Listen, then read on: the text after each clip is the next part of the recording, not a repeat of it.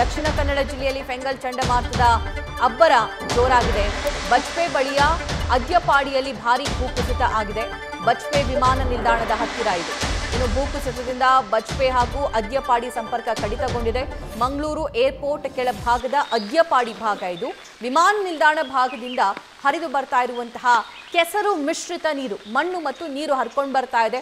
ಉಮಾಪತಿ ಸಲ್ಯಾನ್ ಎಂಬುವರ ಮನೆಗೆ ಹಾನಿಯಾಗಿದೆ. ಆ ದೃಶ್ಯವನ್ನ ಗಮನಿಸ್ತಾ ಇದ್ದೀರಿ. ಮನೆಯ ಮುಂಭಾಗ ಈ ಮಣ್ಣು ಮತ್ತು ಕೆಸರು ತುಂಬಿಕೊಂಡು ಬಿಟ್ಟಿದೆ. ಹೊರಗಡೆ ಬರೋದಕ್ಕೂ ಕೂಡ ಸಾಧ್ಯವಾಗ್ತಾ ಇಲ್ಲ. ಇದಷ್ಟೇ ಅಲ್ಲ, ಈ ಪ್ರಮಾಣ ಇನ್ನಷ್ಟು ಜಾಸ್ತಿ ಆದರೆ, ಮನೆಗೇನಾದರೂ ಹಾನಿ ಆದರೆ, ಮನೆಯಲ್ಲಿ ಇರೋರಿಗೆ ಹಾನಿ ಆದರೆ ಏನು ಯಾರು ಪರಿಹಾರ ಅನ್ನುವಂತಹ ಪ್ರಶ್ನೆ ಒಂದು ಭಾಗದಲ್ಲಿ. ಯಾಕಂದರೆ ಇಂತಹದ್ದೇ ಅನಾಹುತ, ಇಂಥದ್ದೇ ಘಟನೆ ಕಾರವಾರ ಭಾಗದಲ್ಲೂ ಕೂಡ ಆಗಿದೆ. ಗುಡ್ಡ ಕುಸಿತ ಆಗಿರೋದ್ರಿಂದ ರಸ್ತೆ ಮೇಲೆ ನೀರು ಬಂದು ಕೆಸರು ಬಂದು ಅಲ್ಲಿ ಜನ ಸಾವನ್ನಪ್ಪಿರೋದನ್ನು ಕೂಡ ನಾವು ಗಮನಿಸಿದ್ದೀವಿ. ಇನ್ನು ಈ ಬಗ್ಗೆ ನಮ್ಮ ಪ್ರತಿನಿಧಿ ಗ್ರೌಂಡ್ ರಿಪೋರ್ಟ್ ನೀಡಿದ್ದಾರೆ, ನೋಡ್ಕೊಂಬರೋಣ. ಮಂಗಳೂರು ಹೊರವಲಯದ ಅದ್ಯಪಾಡಿಯಲ್ಲಿ ನೀರಿನ ಹರಿವು ಅಂದರೆ ಏರ್ಪೋರ್ಟ್ನಿಂದ ಬಿಟ್ಟಿರುವಂತಹ ನೀರು, ಭಾರಿ ಪ್ರಮಾಣದ ನೀರು ಹರಿದು ಬಂದು ಇಲ್ಲಿ ಅದ್ಯಪಾಡಿಯ ರಸ್ತೆ ಇಡೀ ಕೊಚ್ಚಿ ಹೋಗಿರುವಂಥದ್ದು. ಈ ಭಾಗದಲ್ಲಿ ನಾನು ಇದನ್ನು ನೋಡ್ಬೋದು. ಇದು ಅದ್ಯಪಾಡಿಯ ರಸ್ತೆ ಮುಖ್ಯ, ಅಂದರೆ ಅದ್ಯಪಾಡಿಯಿಂದ ಮಂಗಳೂರಿಗೆ ಸಂಪರ್ಕ ಸಾಧಿಸುವಂತಹ ಪ್ರಮುಖ ರಸ್ತೆ ಇದು. ಏರ್ಪೋರ್ಟಿಂದ ಹರಿದು ಬಂದಂಥ ಭಾರಿ ಪ್ರಮಾಣದ ನೀರು ಇಲ್ಲಿರುವ ರಸ್ತೆಯನ್ನು ಹಾಳು ಮಾಡಿರುವಂಥದ್ದು. ಮೇಲೆ ಭಾರಿ ಪ್ರಮಾಣದಲ್ಲಿ ಮಣ್ಣು ಕಲ್ಲುಗಳು ಹರಿದು ಬಂದ ಕಾರಣ ಈ ರಸ್ತೆ ಮೇಲೆ ಬಿದ್ದಿದೆ. ಹಾಗೆಯೇ ಇಲ್ಲಿ ವಿದ್ಯುತ್ ಕಂಬಗಳು ಕೂಡ ಉರುಳಿ ಬಿದ್ದುವಂಥದ್ದು. ಇದ್ರ ಬಗ್ಗೆ ಮಾತಾಡಲಿಕ್ಕೆ ಇಲ್ಲಿ ಸ್ಥಳೀಯರಿದ್ದಾರೆ, ಅವರನ್ನೇ ಮಾತಾಡಿಸ್ತೀನಿ. ಇದು ಎಷ್ಟು ಗಂಟೆ ಆಯಿತು ಸರ್? 7:30 ರಾತ್ರಿಗೆ ನಿನ್ನೆ. ಇದು ಮೊದಲಿಂದನೂ ಈ ಥರದ ಸಮಸ್ಯೆ ಇಲ್ಲ, ಇದೊಂದು ಸಾಧಾರಣ ಒಂದು 5-6 ಸರ್ತಿ, ಒಂದು ವರ್ಷದಲ್ಲಿ 5-6 ಸಲ ಇದು ಆಗ್ತಾ ಇದೆ. ಇದು ಮಣ್ಣು ತೆಗೆಯಿದು ಇದು ಮಾಡೋದು ಟೆಂಪರರಿಯಾಗಿ ಮಾಡಿಕೊಂಡು ಹೋಗ್ತಾ ಇದ್ರಿ. ಯಾವುದೂ ಪರ್ಮನೆಂಟ್ ಸೊಲ್ಯೂಷನ್ ಇಷ್ಟವರೆಗೆ ಮಾಡಲಿಲ್ಲ. ಇದು ಮಾತ್ರ ಅಲ್ಲ, ನಮ್ಮದು ಮೇನ್ ರೋಡ್ ಇದ್ದು ಕೂಡ ನಮ್ಮದು ಪೈಪ್ಲೈನ್ಸ್ ಎಲ್ಲ ಕಂಪ್ಲೀಟ್ ಎಲ್ಲ ಡ್ಯಾಮೇಜ್ ಆಗ್ತಾ ಉಂಟು. ಯಾರೂ ಜವಾಬ್ದಾರಿ ತೆಗೆದುಕೊಳ್ತಾ ಇಲ್ಲ ಇದರದ್ದು. ತುಂಬ ಸರಿ ಆಯಿತು, ಎಲ್ಲ ಮನೆಗೆ ನುಗ್ಗುದು. ಇಲ್ಲಿ ಕೆಳಗಿಂದ ಒಂದು ಮನೆ ಉಂಟು, ಈ ರೋಡಲ್ಲಿ ಮಣ್ಣು ಹೋಗಿ ಕೊಚ್ಚಿ ಹೋಗಿ ಅಲ್ಲಿ ಕೂಡ ಮಣ್ಣು ತುಂಬಿದೆ. ನಮಗೆ ಹೋಗ್ಲಿಕ್ಕೆ ಆಗ್ತಾ ಇಲ್ಲ, ಎಲ್ಲ ರೋಡ್ ಕಟ್ಟಾಗಿದೆ. ಈಗ ಏನು ಮಾಡೋದು ಇದಕ್ಕೆ?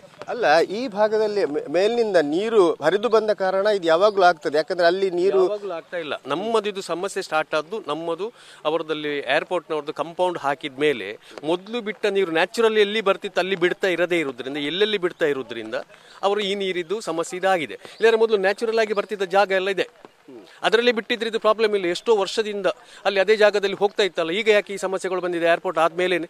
ಯಾಕಿದೆ ಅರ್ಥ ಆಗುದಿಲ್ಲ ಅವರಿಗೆ ಏರ್ಪೋರ್ಟ್ ಇಂಪಾರ್ಟೆಂಟ್, ರನ್ವೇ ಪ್ಲಸ್ ಅಲ್ಲಿದು ನೀರೊಂದು ಹೊರಗೆ ಬಿಡೋದು. ಅದು ಎಲ್ಲಿ ಹೋಗ್ಲಿ ಹೇಗೆ ಹೋಗ್ಲಿ ಕೆಳಗೆ ಯಾರಿಗೆ ಎಫೆಕ್ಟ್ ಆಗ್ತದೆ ಅಂತ ನೋಡೋ ಇದಿಲ್ಲ, ಪರಿಜ್ಞಾನ ಇಲ್ಲ ಅವರಿಗೆ. ಅದನ್ನು ನೋಡಬೇಕು. ಇದು ಈ ಸಲ ಒಂದು ಸರ್ತಿಯಲ್ಲಿ ಇದೊಂದು 10-15 ಸಲ ಆಯ್ತು. ಈ ಸಲ ಬರುವುದು ಟೆಂಪರರಿ ಆಗಿ ಕ್ಲೀನ್ ಮಾಡಿ ಹೋಗುದು. ನಮಗೆ ಹಳ್ಳಿಯವರಿಗೆ ಗೊತ್ತಾಗುದಿಲ್ಲ, ಮನೆಯವರು ಹೇಗೆ ಹೋಗುದು. ಈಗ ನೋಡ್ತಾ ಇದ್ದೀರಿ ಎಷ್ಟು ವೆಹಿಕಲ್ನವರಲ್ಲಿ ಈಗ ಇಲ್ಲಿ ಹೋಗ್ತಾ ಇಲ್ಲಿಂದ ಕಟ್ಟಾದ್ರೆ ಹಿಂದೆ ಹೋಗುದು. ಇಷ್ಟು ರಿಸ್ಕ್ ತೆಗೆದು ಆ ವೈರ್ ಎಲ್ಲ ಬಿದ್ದಿದೆ, ಎಲೆಕ್ಟ್ರಿಕಲ್ ಪೋಲ್ ಆಗಿದೆ. ಹೇಗೆ ಹೋಗಿದೆ? ಇಷ್ಟು ವರ್ಷದಲ್ಲಿ ಇರಲಿಲ್ವಾ ಇದು? ಯಾಕೆ ಈಗ ಹೋಗ್ತಾ ಉಂಟು? ಫೆಂಗಲ್ ಸೈಕ್ಲೋನ್ ಅಬ್ಬರಕ್ಕೆ ರಸ್ತೆಗೆ ಬಂಡೆಗಳು ಉರುಳಿ ಬೀಳ್ತಾ ಇವೆ. ಚಾಮುಂಡಿ ಬೆಟ್ಟದ ಮುಖ್ಯ ರಸ್ತೆಯಲ್ಲಿ ಈ ಘಟನೆಯಾಗಿರೋದು. ನಿರಂತರ ಮಳೆಗೆ ಭೂಕುಸಿತ ಉಂಟಾಗ್ತಾ ಇದೆ, ಅಲ್ಲಿ ಅವಾಂತರ ಸೃಷ್ಟಿಯಾಗ್ತಾ ಇದೆ.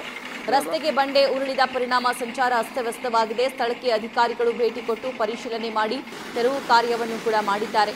ಮಳೆ ಜಾಸ್ತಿ ಆದಾಗ, ಗಾಳಿ ಬೀಸುವಂತಹ ಪ್ರಮಾಣ ಜಾಸ್ತಿ ಆದಾಗ ಇಂತಹ ಘಟನೆ ಚಾಮುಂಡಿ ಬೆಟ್ಟದಲ್ಲಿ ಈ ಹಿಂದೆನೂ ಕೂಡ ಆಗಿದೆ, ಈಗಲೂ ಕೂಡ ಆಗಿರೋದನ್ನ ಗಮನಿಸಬಹುದು. ಸೊ ಹಾಗಾಗಿ ಸಾಕಷ್ಟು ಸಲ ಇಲ್ಲೊಂದು ತಡೆಗೋಡೆ ಕಟ್ಟೋದಕ್ಕಾಗುತ್ತಾ ಅನ್ನುವಂತಹ ಆಲೋಚನೆಗಳು ಬಂದರೂ ಕೂಡ ಆ ಕೆಲಸ ಅಲ್ಲಿ ಆಗಿಲ್ಲ. ಅದು ಸೈಂಟಿಫಿಕ್ಲಿ ಸಾಧ್ಯ ಇದೆಯೋ ಇಲ್ವೋ ಗೊತ್ತಿಲ್ಲ, ಅದನ್ನ ತಜ್ಞರೇ ಹೇಳಬೇಕು. ಇನ್ನು ಮೈಸೂರಿನ ಬೇರೆ ಬೇರೆ ಚಿತ್ರಣವನ್ನು ಸದ್ಯಕ್ಕೆ ಸ್ಕ್ರೀನ್ ಮೇಲೆ ಗಮನಿಸ್ತಾ ಇದ್ದೀವಿ. ಒಂದು ಕಡೆ ಚಾಮುಂಡಿ ಬೆಟ್ಟ, ಮತ್ತೊಂದು ಕಡೆ ಮೈಸೂರಿನ ರಸ್ತೆ, ಅಲ್ಲಿ ಮರ ಬೀಳ್ತಾ ಇರುವಂತಹ ದೃಶ್ಯ ನಾವು ಗಮನಿಸಬಹುದು. ಮೈಸೂರಲ್ಲೂ ಕೂಡ ಆರೆಂಜ್ ಅಲರ್ಟ್ ಅನ್ನ ಘೋಷಣೆ ಮಾಡಲಾಗಿದೆ. ಅಲ್ಲಿನ ಶಾಲಾ ಕಾಲೇಜುಗಳಿಗೆ ಫೆಂಗಲ್ ಎಫೆಕ್ಟ್ನಿಂದ ರಜೆಯನ್ನ ಘೋಷಣೆ ಮಾಡಲಾಗಿದೆ.